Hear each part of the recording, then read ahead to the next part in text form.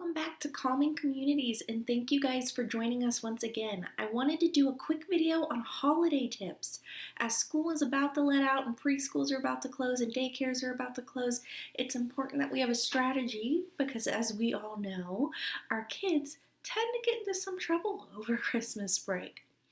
So the first thing to realize is that it is a myth that this is just the happiest time of year, so nothing should be affecting them, nothing should be upsetting them. The reality is they're just as stressed out as you. Christmas is so much fun, but the reality of excitement is all it is anxiety mixed with happiness. The anxiety's still there though. It's a loud time of year, it's a busy time of year, there's a lot of chaos going around. And what's more is we lose most of our coping skills. As adults, we don't have time for that long hot bath. We don't have time to binge watch our favorite Netflix show, much less go outside, if it's even warm enough to go outside. We just don't have time to take care of ourselves. With kids, their best coping strategies are built into things like school.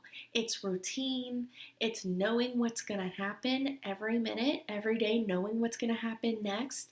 It is things like waking up and going to sleep at the same time. It is also things like seeing their friends, just being able to play at recess. All those things go away when school goes away. However, we can give some of them back. So my best tips are three things. First, plan a routine for Christmas break. Every day we're going to get up at this time. It can be a little later than school, but they know that during Christmas, every day they wake up at 9 or 10 or 11. We're going to wake up, we're going to eat, then you'll get to play and be free and do whatever you want, then we'll do this. And on Christmas Day, it's a special day, so it's different. Having that predictability will help them be calmer. On top of that, make sure they can always take some space, especially when you're out, you're at family events, or you're in a store. Make sure you have a plan for a back room, or can they sit in your car for 20 minutes?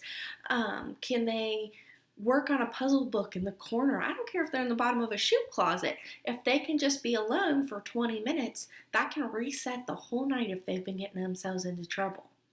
They just need some space to decompress. On top of that, make sure they have a comfort item. A comfort item is something they can touch and snuggle. I don't care if it's a blanket or a hoodie, especially if they're a teenager, it's probably a hoodie. A blanket, a hoodie, a stuffed animal. It could be a little squishy that they can play with, something they can feel with their hands that is soft and comforting. And finally, I recommend having headphones or earplugs. You can get a whole pack of the little orange hunting earplugs at Walmart for like a couple dollars. So the whole family's covered. But even if you just use earbuds you already have, they don't have to be plugged into music. It's just a matter of being able to make Walmart a little bit quieter. Being able to make Grandma's house with 40 people a little bit quieter. That being said, I don't recommend going to Grandma's house with 40 people right now. Maybe do a Zoom call in groups of 5 or something like that. But make sure that if you are going busy places, you have a way for them to block out some noise when they're feeling overwhelmed. Thank you so much for joining us again. If you guys need any other tips or strategies, please check out my webpage.